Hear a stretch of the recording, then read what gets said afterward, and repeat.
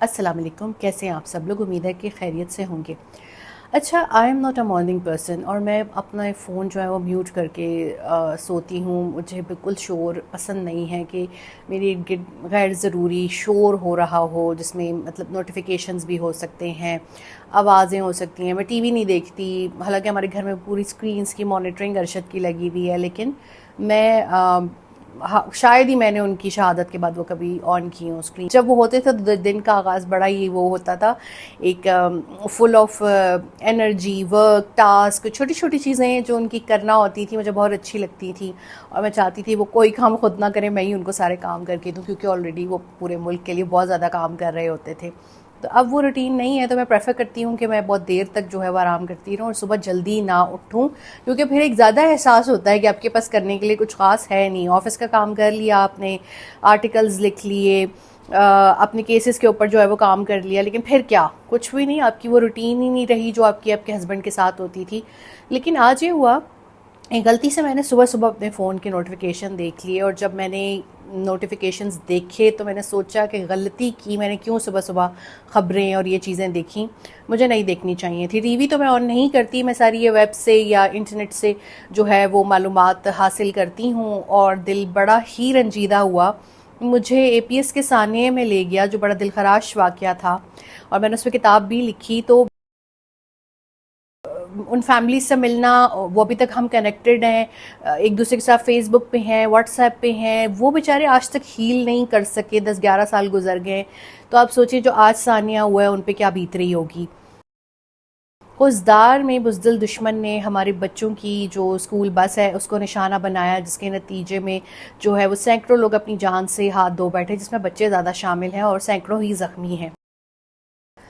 یہ جو ہم عدد بتا رہے ہوتے ہیں نا کہ اتنے لوگ جانبر نہیں ہو سکے، اتنے لوگ زخمی ہو گئے، یہ نمبرز نہیں ہیں، یہ جیتے جاتے انسان ہوتے ہیں، خاندانوں کا حصہ ہوتے ہیں، اپنے خاندانوں کی امیدوں کا مرکز ہوتے ہیں، اور جب وہ اس طرح سے دہشت گردی میں چلے جاتے ہیں، نامعلوم جو ہے وہ قاتل ان کو اپنی جو ہے وہ نفرت کا اور اپنی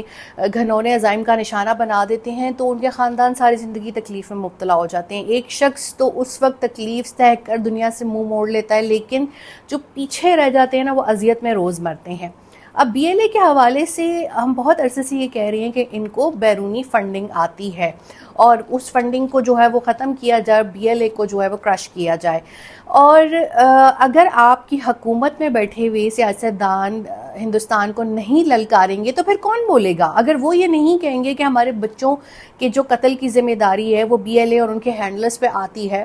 تو اگر وہ بہت زیادہ جنگ کے ٹائم پہ یا مشکل کے ٹائم پہ یا کسی سانحات کے ٹائم میں کہیں غائب ہو جائیں گے، چپ ہو جائیں گے، منظر عام سے ہی غائب ہو جائیں گے، اور جب سارے حالات ٹھیک ہو جائیں گے اور پھر وہ نکل کے آ کے کریڈٹ لینے کی کوشش کریں گے، تو یہ عمل بہت افسوسناک ہے۔ آج جب بچوں کے ساتھ یہ ہوا تو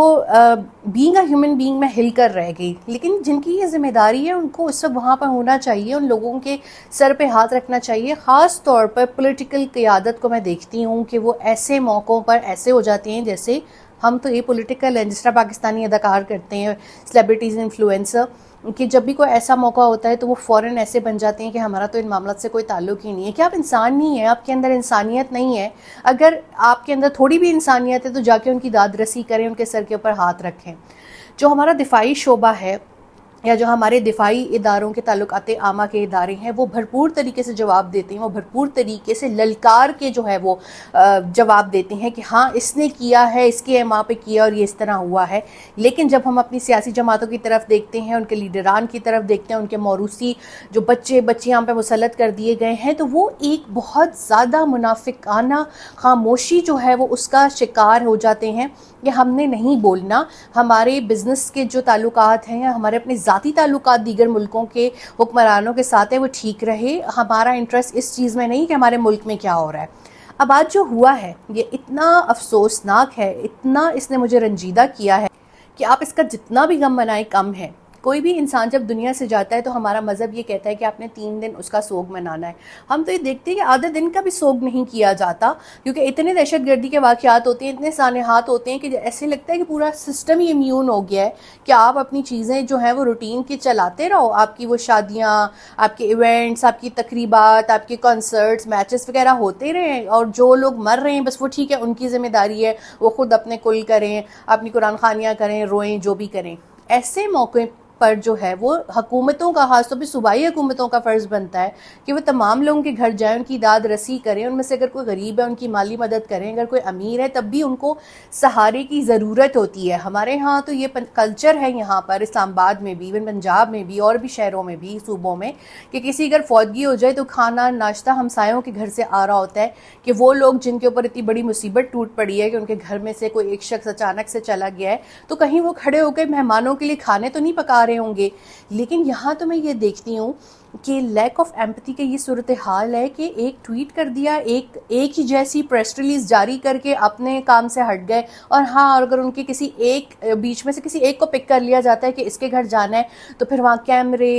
وہ پورا لشکر فونز کا، یوٹیوبرز کا، وہ جو پورا ایک ہوتا ہے نا کہ یہ چیز کو پورا دن ہم نے کیش کرانا ہے کہ ہم ان کے گھر دعا کرنے گئے تھے، ہم نے لواحقین کے ساتھ جو ہے وہ سمپتی کی. وہ چیز اتنا لواحقین کو تکلیف دیتی ہے، دکھ دیتی ہے کہ وہ رو رہے ہیں، تڑپ رہے ہیں، ان کا پیارا اب اس کی مٹی بھی خشک نہیں ہوئی، اور لوگ یہاں آ کر جو ہے وہ سیلفیز وغیرہ بنانے لگ گئے ہیں، ویڈیوز. آپ جا سکتے ہیں، آپ ان کی مدد بھی کر سکتے ہیں، آپ ان سے ہمدردی بھی کر سکتے ہیں، آپ فاتحہ بھی کر سکتے ہیں، لیکن اس کے لیے لازمی نہیں ہے کہ آپ وہاں جا کے تصویر کھنچوائیں، ویڈیو بنوائیں اور پورے جہان کو بتائیں. 2 سطر میں بھی یہ لکھا جا سکتا ہے کہ ہم ان شہداء کے گھر میں گئے تھے.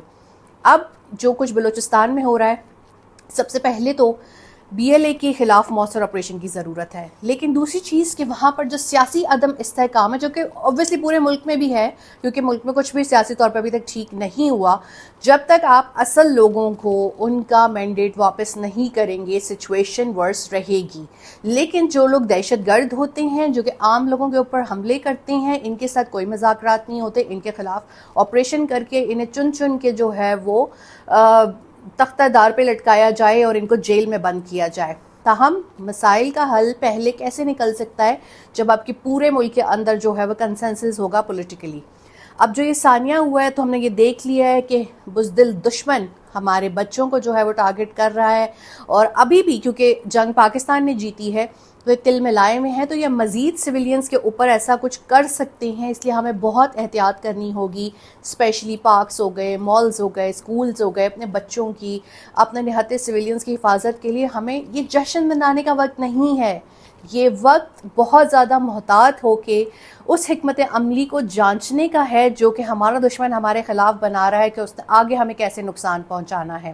تو احتیاط کریں، اور یہ جو ثانیہ ہوا ہے اس کے لیے کم از کم 1 دن کے سوگ کا تو اعلان کریں. اور بچے وہاں پر جو ہیں وہ شہید ہوئے ہیں، میڈیا کو لے کے جائیں، میڈیا بتائے کہ کون سا بچہ کیا کرتا تھا، اس کی فیملی، اس کے ماں باپ کے اوپر کیا. اور اگر وہ بات کرنا چاہیں تو